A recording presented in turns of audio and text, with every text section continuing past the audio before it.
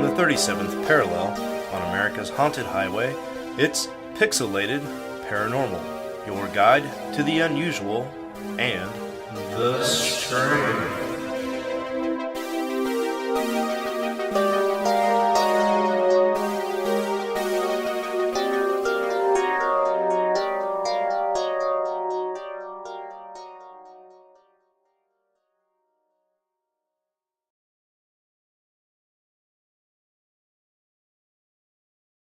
That's me. All right. Hey, what's up, everybody?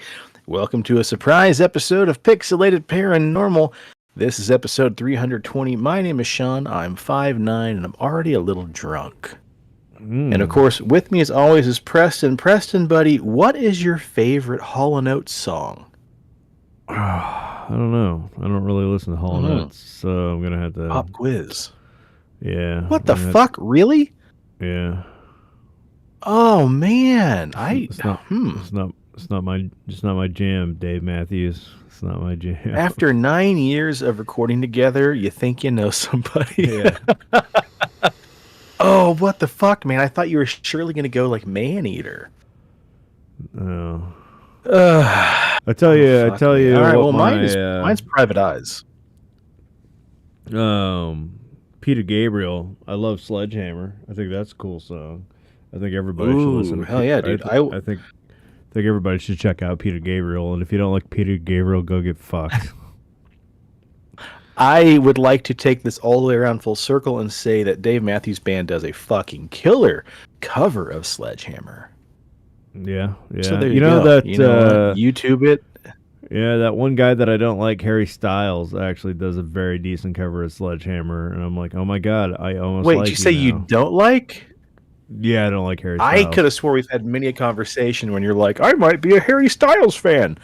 I mean, after I heard that cover, I'm like, I'm gonna, rethink my thoughts, but it doesn't go anywhere past his cover of Sledgehammer. Hey, that's fine, dude. That's fine.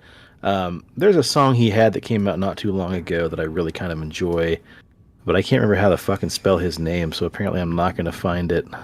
How do you spell Harry Styles? How do you fucking spell that? I don't know. S-T-Y. Yeah, apparently it's not in my fucking iTunes. But anyway, we're not here to talk about Harry Styles, but also we are because you should take a look at that movie, Don't Worry, Darling. It's a pretty solid flick if you haven't seen it, dude. Pretty good one. But anyway, we are here with kind of a bite-sized episode because right now Kansas is rife with thunderstorms, and I actually thought we were going to get away with it before the storm would hit, but if you were looking in the window behind me, you can see there's lightning. You can probably hear the thunder and maybe even the patter of raindrops. So a couple we got hit too. Really hard. Yeah, apparently there's a couple of tornadoes in the area possibly. It's been a pretty wild day, so we don't really trust the internet to stay up and going long enough to do a long episode. So we're going to do a kind of a shorter one here, but that's all right. There's still some good stuff in there. And we'll kick things off with a little bit of news. We mentioned it briefly before, but there's two types of cicadas that are coming up from underground this year. And I also, side note, think that there's a new fucking brood of cicadas like every 2 years coming out of the ground. So, yeah. Anyway. Police were forced to issue a public announcement after residents complained of weird sirens, whining noises, and even some called the police saying they could hear unknown roaring.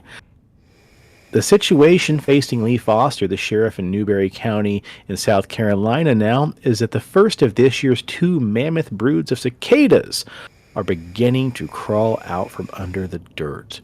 Some people think it might be some kind of industrial machine running. Some people think it's a siren. Well, let me just tell you, it's just Mother Nature, but it doesn't fall on deaf ears, and it doesn't fall under city noise ordinance either, so stop calling the police. Some deputies have even been flagged down by residents who complain about noise pollution. Trying to head off the deluge of residents bugged over the noise, the Newberry County Sheriff's Office posted a unique message on their Facebook. We've had several calls about noise in the air that sounds like a siren or a whine or even a roar. The sound is actually cicadas. Cicadas are a superfamily of insects that appear every spring. The nymphs have lived underground now for 13 to 17 years, and now it's time for them to be hatching. Although to some the noise is annoying, they pose no danger to humans or pets. Unfortunately, it's just a sound of Mother Nature. You know, like if you go to a Thai restaurant and you get like their like grilled chicken with the peanut sauce on top of it, that's what cicadas taste like. They taste kind of like peanuts, but also kind of like chicken. And I've heard they're really good. And I'd probably eat one. I would try one if you'd try one, buddy. Yeah. I've never seen one before outside of, before it hatches. I've only seen them outside of their shells. But Shayla and I went to a local winery not too long ago, and I actually got to see one crawling across the concrete, and it's crawling its way up on the side of this barn. And I watched it for about 4 or 5 minutes with a nice little wine buzz, so that was fun. Dude, Speaking of buzzes, the buzz of cicadas will soon... We have them all over out here, dude. Living in the country, fucking summertime. And I'm just like, Jesus Christ, where the fuck are you at so I can crush you and get some sleep? God damn it. It's been a while since we recorded this late and after this many drinks because I really enjoyed your full mouth yawn just now.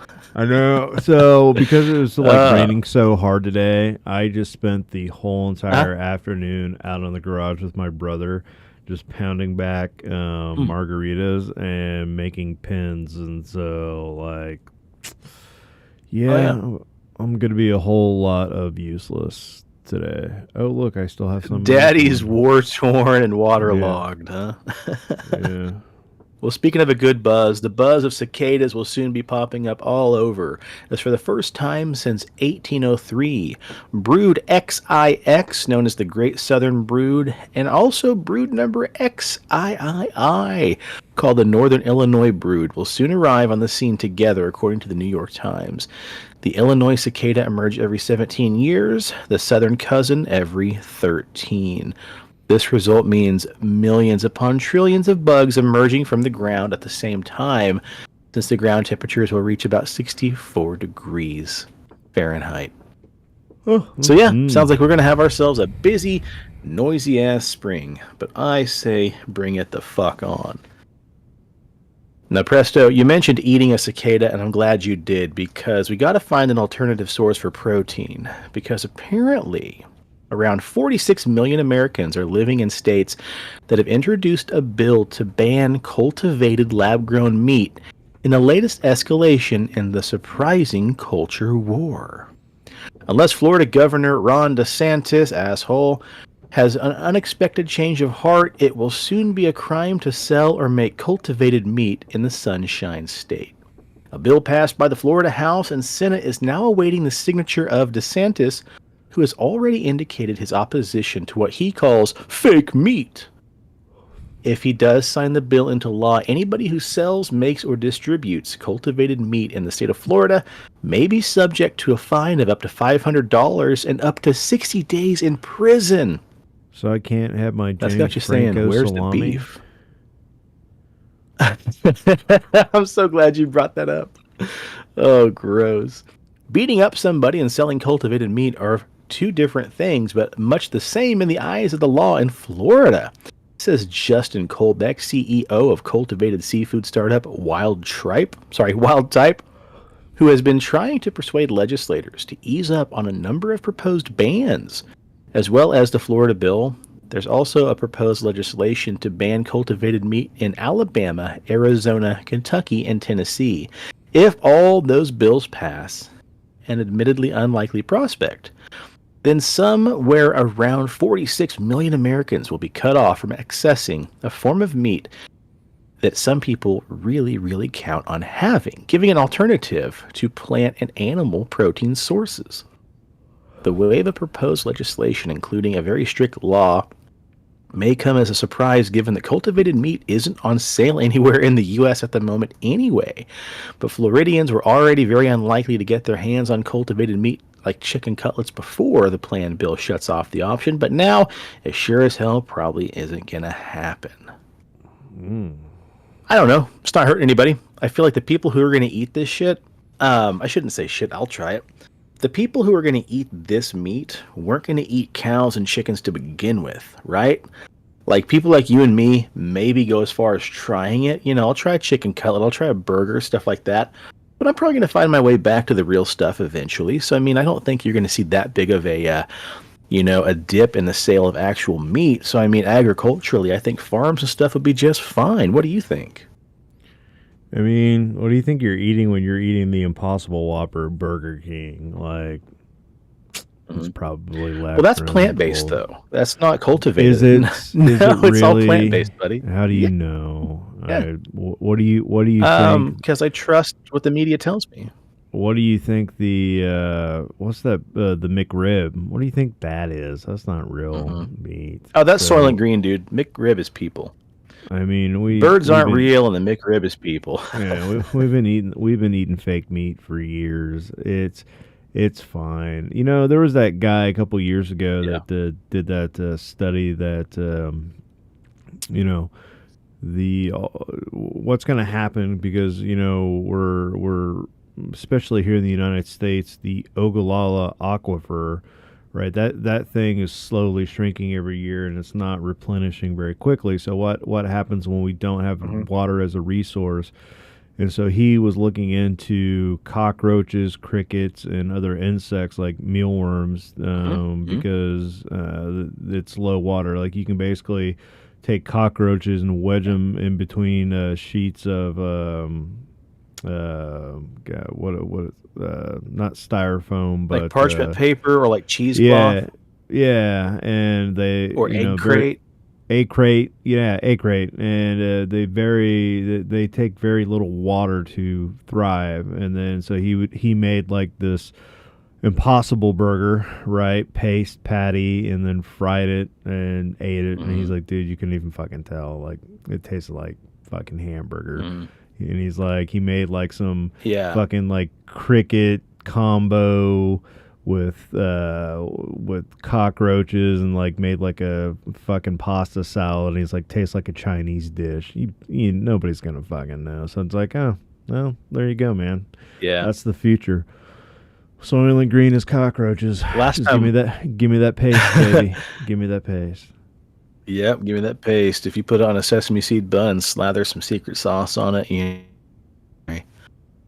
Well, it's funny. Last time I was looking on my desk. Last time we talked about protein alternatives. I pulled out a little test tube of crickets that Shayla got me for Christmas. I still have like half the test. It rolled back behind my computer, so I'm not going to reach back there and grab it. But you and I. Uh-oh. The weather's hitting. You're lagging on me. Daddy's losing connection. Daddy's losing connection. Did I freeze up on you too?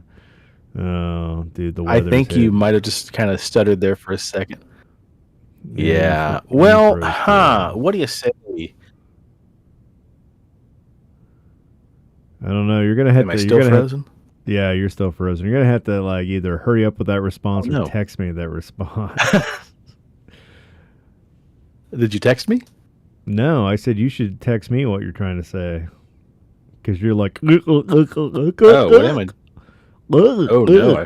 I wonder if it's coming across that way on the YouTubes. Hold on a second. Let me check the YouTubes here. It's gotta be.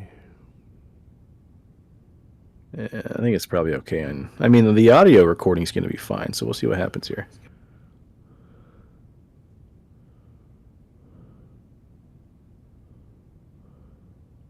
Yeah, I think it is. I think YouTube's pretty.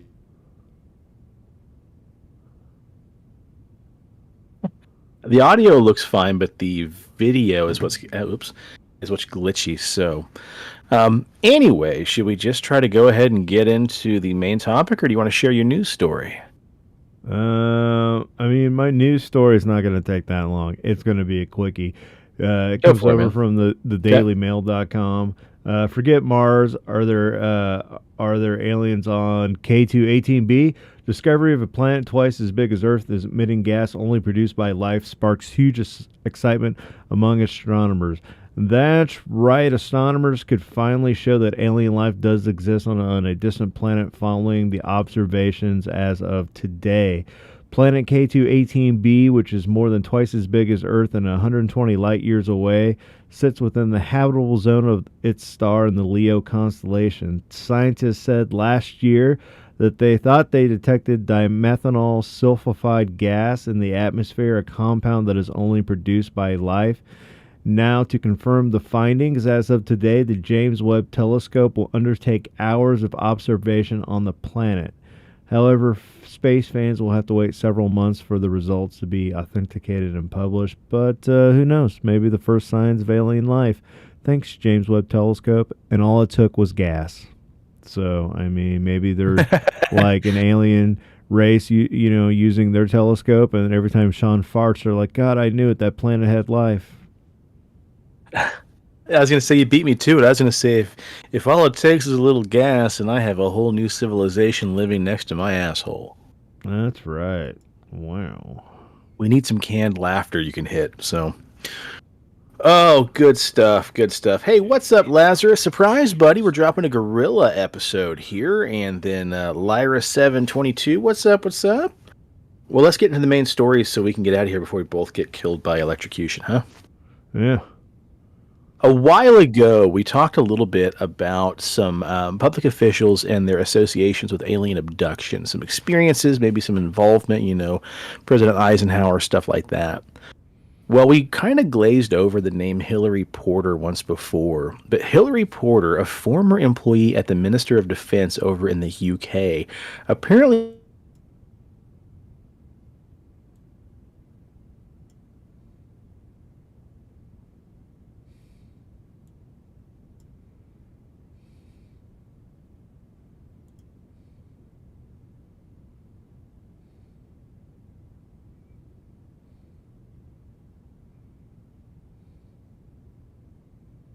lose this episode, y'all.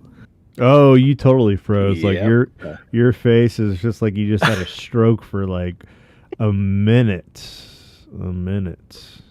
Oh no, dude. I don't know. I shut my camera off just to be on the safe side. I don't know. Maybe that'll help with the stream. Oh, did you? Oh, that's no fun. I'm just going to be the only idiot on screen here. Okay, no problem. No problem. We're just going to rock and roll and see what happens, man. We're just going to rock and roll. It's only when 67-year-old Hilary talks about aliens that people start to doubt her. Specifically, when she says she's been abducted by alien creatures from other worlds many more times than she can even count. She says, I've been an alien abductee all my life. I didn't choose this life. I didn't ask for any of this to happen, but it's been happening for as long as I can remember. The gangster life chose me. Right? Hilary will be among, I'm sorry, this is past tense. Hilary was among more than 100 people at a national conference back in 2014 organized by the Anomalous Mind Management Abductee Contactee Helpline Project, AMAC for short. Oh, mama. And she shared her stories and compared notes with other abductees with similar experiences. The first close encounter she recalls came when she was 5 years old, playing in the garden in the long grass in her backyard. She says suddenly there was a reptilian alien in front of her. It had scaly skin, black holes on the nose, and a tiny little mouth. It wasn't tall, maybe 5 feet, but very strong. It grabbed my arms and pulled me towards a classic disc-shaped craft that had a depression in the field behind the house. It dragged me underneath into a little lift, and a door slid closed behind us. The next thing I knew, I was in a room with consoles and colored lights and little figures moving all around. I was stripped down and thrown on top of some sort of bed.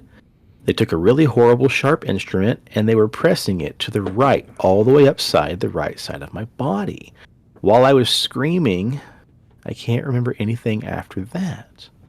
She believes this was not the first time because when she was 2, her mom said she'd oftentimes disappear while left alone in the garden, again behind her house, and then her mother would discover her half a mile away. Well, I don't know. When I was 2, I don't think my parents left me alone in the backyard. But, you know, the times were different in the 70s, I guess. Yeah. Hilary has no memory of those disappearances, but rattles off one close encounter after another during her adult life. Oh, I guess that would have been like maybe the 50s or 60s. My bad, baby. Because she also says she's sure she was abducted while driving her car near Cardiff back in the 1970s, and again by a hexagonal craft while hanging out bunting at a charity event. She says an alien broke into a top-secret research laboratory at a local macaroni plant that she worked at back in 1974. Now, Presto, if you can get, your camera back up, you can flash that first picture because she did illustrate what it might have looked like with the reptile abducting her from her backyard back when she was little. Anyway, she said she also remembers 2 orbs of light flying past her kitchen window near the M3 in Farnborough, Hants, where she said she went to work the next day and sections of the building were cordoned off by security guards who said they had witnessed something being taken away for treatment and never seen again. Her experiences have common threads as well. Oftentimes afterwards, when experiencing these abductions, she'll suffer from migraines and feels very ill. Sometimes she says she wakes up with fresh scars or even bruises. And a few times there's even been bloody marks or stains on her clothes and her bed sheets. She said she also has metal implants in her ears too. The doctor said it was wax, but I can feel it. And my partner Ken has a monitor that detects bugging devices. He puts it near my ear and it goes ding ding ding ding ding ding ding ding ding. Hilary will go on to tell the full macaroni story for the first time at the AMAC gathering. Again, past tense, back in 2014. Of course, there are skeptics and people who laugh at us, but that doesn't bother us at all. Just because they haven't seen it with their own eyes doesn't mean it's not true. We've had people from right across the spectrum that tell us about their experiences, from university graduates to businessmen. And we all can't be stupid, can we? Hilary used to work as a draftsman and artist. Yes, you can. Hilary used to work as a draftsman and an artist for the Ministry of Defense and decided to record her encounters by drawing them. One of her pictures shows her as a little girl being dragged towards a spaceship from the garden. Another sketch from 1980 shows a shadowy figure standing just outside her window. And of course, if Preston can't get those up because of, having his camera down, I'll throw these up on the Instagram. No. She also my camera has nothing to, because I have them up on OBS. So you want the other one up, the non-girls sucking that alien dick? Because that's what it looks like. What the fuck? Wow, so you can throw those photos up even though you're not chatting live? Yeah. Interesting. Cool. Hey, look, man, you're the tech guru, so just keep on doing your thing. Yeah, throw up the other one, the one that kind of looks like a sloppy Bigfoot. Okay. There you go. She also recalls a time when she said that she had just put her daughter Sally to bed and came downstairs. Then she spotted a huge figure standing outside the window. She said, I froze, and after a few moments, he raised his hand, so I did the same thing. After this, I wasn't quite so frightened, and I thought maybe he wasn't going to hurt me. Then he glided back to the back of the garden. He moved so fast, whoosh! Then he shot sideways, paused for several seconds, and then he was gone. For years, she suffered alone until a crisis abduction occurred back in 1994, when she says she was shown flashbacks of previous encounters. Pushed to the brink, she started looking for other people with similar stories.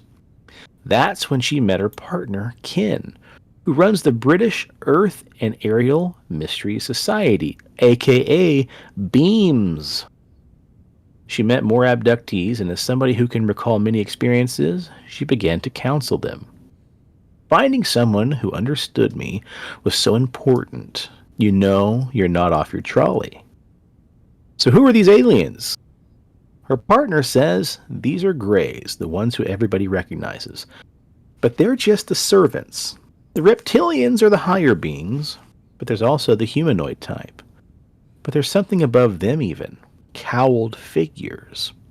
You can't look at them, and their eyes shine, and when you look directly at them, they blast messages straight into your brain. These creatures tend to take females, more for their eggs and genetic material for breeding purposes. We believe they're making a cross between aliens and humans. Hilary says that her abductions have grown less frequent, but strange phenomena still plague the area around her home, which has a spectacular view over the Hampshire skyline. She says she's been hovering. Hold on a second. Let's see here. She says she's seen hovering triangular shapes and bright lights flying in formation, which she's photographed. She dismisses the idea that it could be military planes from Farnborough Air Base, insisting they look and sound much different. Hillary's now planning to work at the AMAC founder. Rife with spelling errors. Hillary is now planning to work with AMAC founder Joanne Summerscales on a self-help manual for abductees. Since funding her group in 2011, Joanne has been contacted by 1,500 people who believe they have been abducted. Several people claim to have implants just like Hillary. I keep hearing the same thing time and time again, says Joanne. But these people have never met. I think there definitely are aliens on our planet. And I looked for any kind of update from this event, and there's not really much more on Hilary Porter outside of that. But yeah, man, I thought that was kind of a nice follow-up to an episode we had a couple years ago. So nice. Oh, looky there. There you are with that beautiful smiling face. We're going to give it a minute. We'll see if the internet crashes. Well, see if it works. Okay. Hey, fair, man. Fair. Works for me. All right. Lazarus is Hillary is either a BS artist or the victim of psychological experiments involved with hypnotism and drugs. Lots and lots of drugs. Fair enough, man. Fair enough. I don't really want to cut this thing shorter than half an hour, so I did try to find some, weird paranormal encounters that occurred during storms and bad weather. And I found a couple interesting ones here, so let's just finish things off with these short stories here, right? Okay. First story up. We have these ice cream guys that would ride on their motorcycles with tubes of ice cream and other side... hold on a shit. Let me get a drink here. I'll be your ice cream man. Stop me when you're passing by.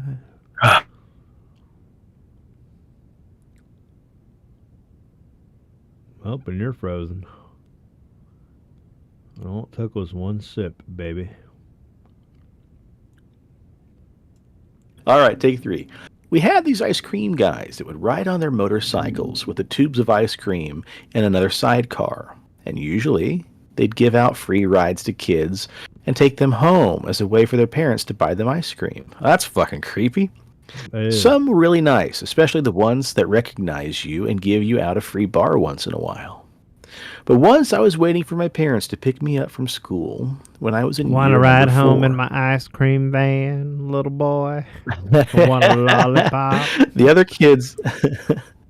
Want an ecto bar, you fucking nerd? Dude, I'd take an ecto bar. That sounds good. Fuck yeah, it would. The other kids went home. I'd get in your fucking van, Jerry, if you gave me a free ecto bar. One of those Ninja Turtle ones with the gummy ball eyeballs. Fuck yeah, we'll reenact that fucking weird photo. I'll do to you what that girl's doing that alien for a fucking ecto bar. Wow. Okay. I know what gets your goose, man.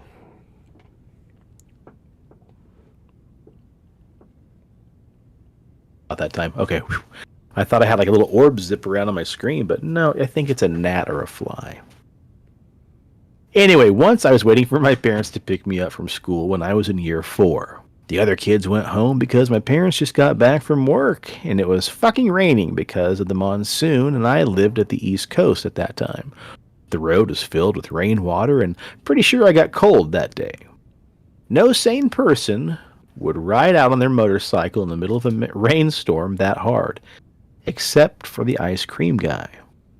I noticed that this was a different ice cream guy than the one that always came during after school, so I thought that he was new, and I'd seen him a couple times around my neighborhood as well. He saw me and motioned for me to come closer, and I get on the sidecar so he could take me home. Even as a kid, I couldn't help but feel the vibes from this guy because he almost was too friendly, and I didn't like that.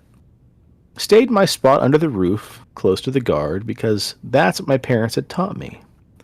He kept on insisting for me to come with him, even though I already said I was waiting for my parents. Come on, and then he did boy. the unthinkable when he got That just... Does it sound like she got in the car and then she didn't get in the car? Anyway. He keeps insisting for me to come with him, even though I told him that I was waiting for my parents. Then he did the unthinkable. He got out of his parasol motorcycle, getting drenched, just so he could approach me. Instantly, I dashed to the guardhouse, ignoring the heavy rain, just so he stops following me. I told the guard the ice cream guy was following me, and thankfully enough, the guard chased him out and threatened that he wouldn't be able to enter the school premise if he doesn't back off.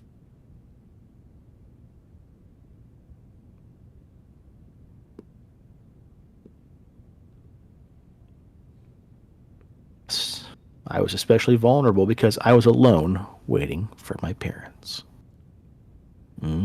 Creepy. Yeah. Growing up, I had this life-size Cat in the Hat stuffed animal, and I hated this thing since day one. I swore this thing watched me, and I don't know if it just didn't seem right. I had tons of stuffed animals, but this one in particular always freaked me out. I made my mom move it out of the room, and she put it in our playroom. I never went into that playroom unless I had somebody else with me because I hated that thing so much. Well, one day I had a friend over, and it was storming like crazy, which put us in a spooky mood. We were telling each other weird stories, and I had mentioned the Cat in the Hat. I told him that I just knew something was weird about it. My friend suggested that we go investigate. As an 8-year-old, this scary business, going to investigate my evil stuffed toy in the middle of the crazy storm, well, that just sounded fun. So we got to the playroom, and there it is. But weird enough, it's facing backwards. It was up on a shelf that I couldn't reach unless I climbed on top of something. And I knew my parents didn't go in there often. I was also only a child, and at this time it was so scary. So I peeked around from the door, trying to see if we could sneak up on something spooky. We were speculating if it would get up and just walk around somewhere not knowing we were watching. So we just sat there watching it for about 30 seconds with no result. So we left after our investigation. And then we decided to go look at other creepy places in the house. Maybe my basement, my parents' room, etc. You know, shit that's mysterious to a kid. It got boring, and eventually we wanted to go to the playroom and get something. I can't remember what it was. And so you go to flick on the lights wouldn't turn on. All we could see was the outline of things in the room, in the playroom with the rain pouring outside the window. Then there was a loud lightning strike, and the whole room lit up just enough to see the Cat in the Hat was now facing in our direction, looking right at us.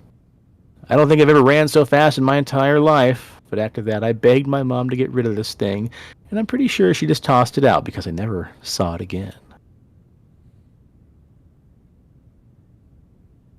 Here's an old story from the early 2000s that lines up pretty well with weird things happening in bad weather.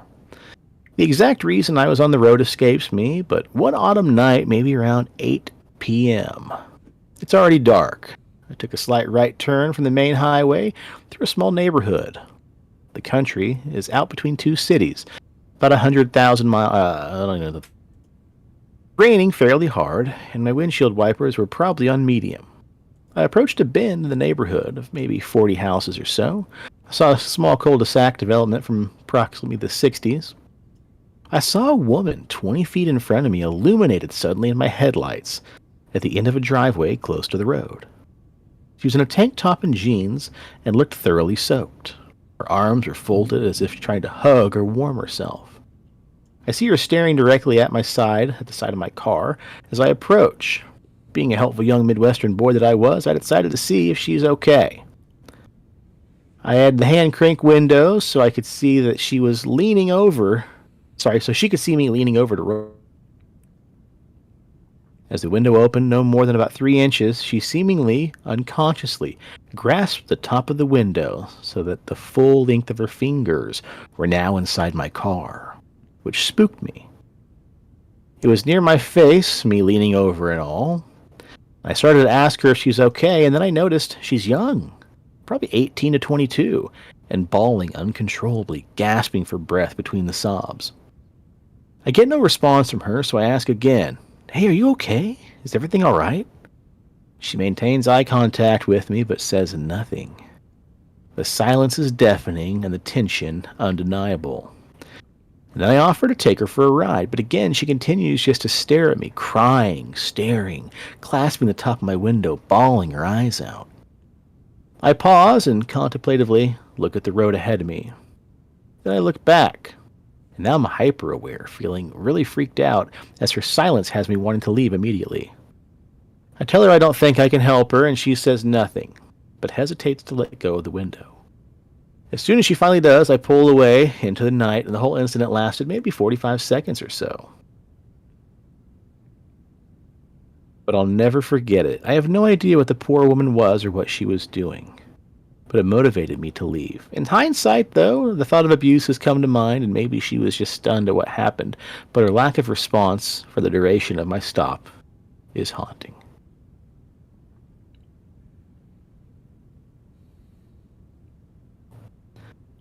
All right, last one here.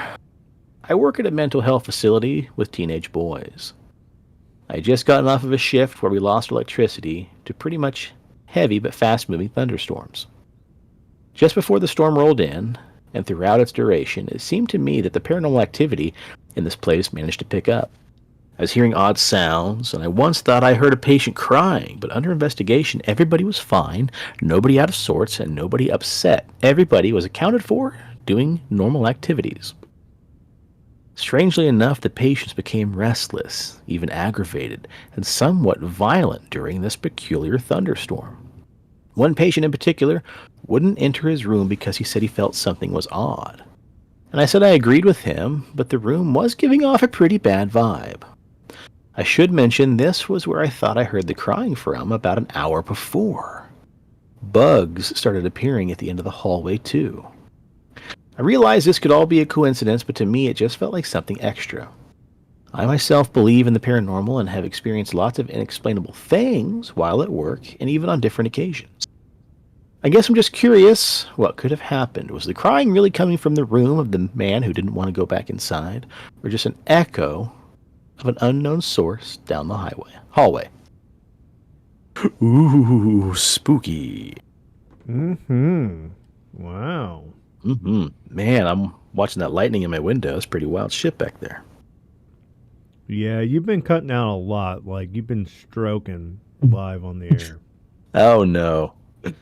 Well, it looks like we're about out of the thick of it, but it looks like we're about out of source material tonight, too. So probably ought to be safe, call it, and go ahead and shut these computers down, I imagine. Yeah. No, if you're not doing anything tomorrow night at 9:30, you can join us for our 15th episode of Dungeons and Dragons. Oh, wow. Is it really 15? Yeah. Damn. We've done it 15 times. We're almost professional. That's wild, man. Yeah. You're giving us more credit than we deserve, but we have a good time. Our buddy Joe just joined us, of course. Joe was on a few episodes of the podcast previously, so we had a good time with him, and he's going to be on the normal rotation of characters. So that's a lot of fun. So, what did all right, guys? What did Joe talk about when he was on? You know, it's been so long. Did he give us ghost stories like him and his mom? Yeah, he gave us a story of Whitey and Blackie, the two different spirits that lived at their house.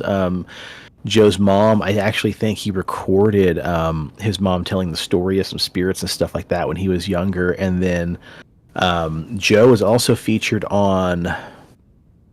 He helped us with a werewolf episode, I believe, and he also was featured in the possession episode we talked about. I forget which one that was, but he helped us do some stuff on a possession episode. Yeah, he did. He helped us with the he did the priest for the Annalise Michaels, the Emily whatever.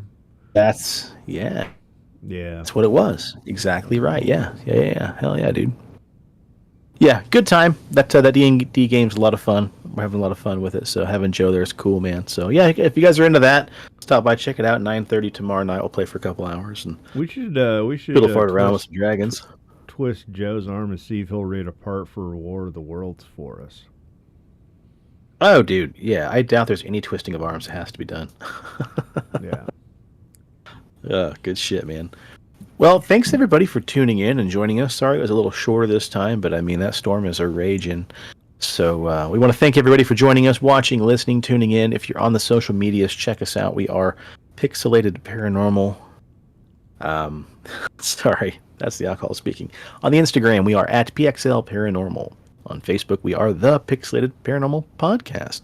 We're all over YouTube, which is where some of you are watching us right now. Presto, any idea how we doing on the old YouTubes, buddy? I think we're at 311 still. I don't think we've gained any, but we've gained one more on Rumble. Sweet. So, yeah, we appreciate it. So wherever you're watching, subscribe, and share with all your friends. And look, if you need a beard, if you want a beard, if you want to grow the best damn beard possible, hell, if you're tired of being like, eye level with an alien bush, like that alien's grasping you by the head and you're just like, boom, it's right in your face. Well, the problem is you don't have Big Dob's Beard Balm. And if you had Big Dob's Beard Balm, it would be a reverse situation. That alien's face would be in your bush because your bush would smell amazing. You have scents like bay rum, fresh, citrus, mint, classic, sweet tobacco, Spartan, the new one. It's like pine tar, that one's leather, lumberjack spunk. It's got everything a good boy needs. I love it. I put it in my face every day. So do yourself a favor. Go over to BigDobsBeardBalm.com and use promo code PXLPARA for 20% off your order. Get it all. Get it at Dobbs. Boom shakalaka. There you Boom go. Shakalaka. If you're in Wichita also, please stop by and see our dear friend Leslie and the rest of the gang over at CD Trade Post, Pawnee, and Seneca. I actually hung out with John and Leslie last night, and this is one of the reasons why we were recording on a Saturday as opposed to a Friday. John and Leslie and myself and my buddy Chad and plenty of other people went and watched the Dawn of the Dead 45th anniversary screening of the classic 1978-1979 George A. Romero film. And if you guys check local listings, you may find some of your indie theaters. Dawn of the Dead is making its 45th anniversary appearance in theaters across the U.S. This time it's being screened, I think, almost exclusively at indie theaters. So check around and see. I believe it's Dawn of the Dead. You can Google Dawn of the Dead 45th anniversary, but it's pretty fucking cool. This film was made 45 years ago, and the fact that it's still impacting cinema and still such a classic is pretty fucking cool. So definitely, if you're in the area of a screening, try to make it in there. It's even actually going up through Canada as well, so pretty rad stuff. Anyway, check out paranormal.cafe and Paranormal Experience as well. And other than that, I already finished the last of my drinky drink, but I'm going to suck down this last little drop of this vanilla coffee stout. And I'm going to say cheers to the weird shit in the world. Cheers to tornado sirens. And cheers to the weird shit in the world and those of us that love to talk about it. And stay spooky and stay on the paranormal highway. The cast at Pixelated Paranormal would like to thank you for listening to this week's episode. Pixelated Paranormal is here to tell you tales of the fantastical, the strange, the unknown. Tales that will move you a little further down the paranormal highway. If you'd like to share your own listener story, we would love to hear it. Email us at pixelatedparanormal@gmail.com. Again, that's pixelatedparanormal@gmail.com. We'd really love to hear from you. Again, thanks for listening to this week's episode of Pixelated Paranormal, your guide to the unusual and the strange.